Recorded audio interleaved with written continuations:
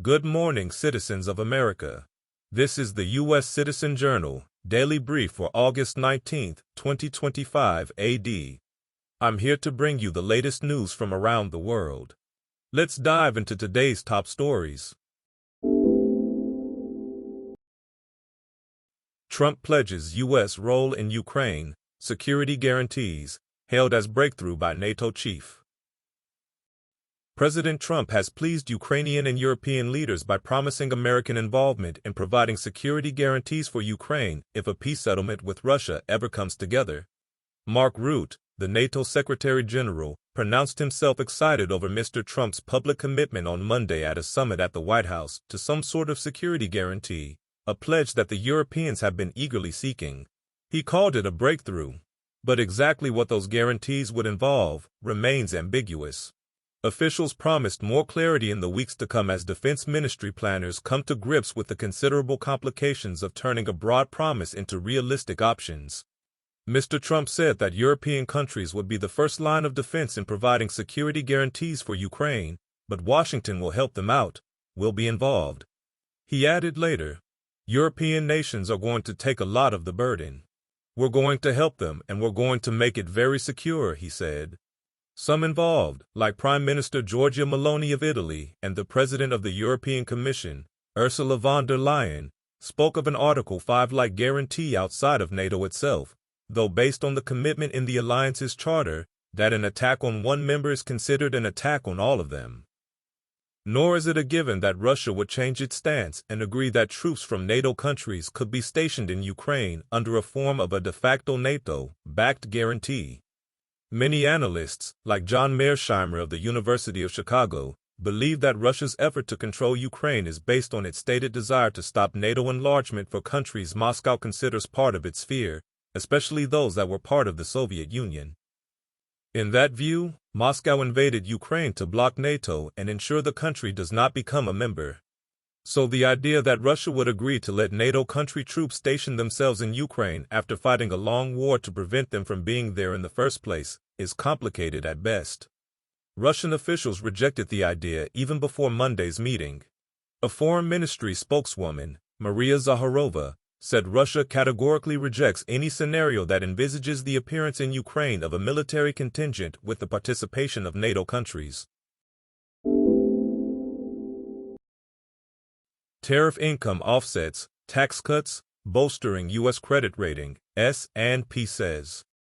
S&P Global has held its rating on U.S. government debt, saying the revenues from President Donald Trump's aggressive tariff policies will offset the impact of the administration's signature tax and spending bill. The influential agency said late on Monday that it would keep its sovereign credit rating at AA+/A-1+, between its second and third highest rating, also owing to the resilience of the U.S. economy and credible, effective monetary policy. Analysts at the agency forecast that broad revenue buoyancy, including robust tariff income, will offset any fiscal slippage from tax cuts and spending increases planned in the U.S. in coming years. Trump administration pulls 6,000 foreign student visas in widening crackdown. The Trump administration has revoked thousands of international student visas for breaking the law, overstaying, and support for terrorism, the State Department said Monday, as its immigration crackdown continues. A department spokesperson said in an email that it has revoked more than 6,000 student visas, of which about 4,000 were for crimes including assault, driving under the influence, and burglary. The story was first reported by Fox News. Between 200 and 300 student visas were revoked because of support for terrorism, the official said, without elaborating. Trump administration officials have accused students of supporting terrorism by participating in pro-Palestinian activism in several high-profile cases this year. White House considers taking 10% stake in chipmaker Intel. The Trump administration is considering taking a roughly 10% stake in Intel, a move that could make the U.S. government the troubled chipmaker's largest shareholder, Bloomberg reported Monday. A 10% stake would be worth about $10.5 billion at Intel's current market value. The potential deal could involve converting up to $10.9 billion grants that Intel would receive in the CHIPS and Science Act grants into equity. The money was slated for both commercial and military chip production. New Cold War. U.S. and allies confront Russia in a remilitarized Arctic. U.S. and other North Atlantic Treaty Organization troops are flocking to the European Arctic, where international tensions are simmering. Militaries haven't clashed in the high north in generations, and defense planners are puzzling through what war there would look like. A receding ice cap has made the icy expanses and northern water passages more navigable than ever.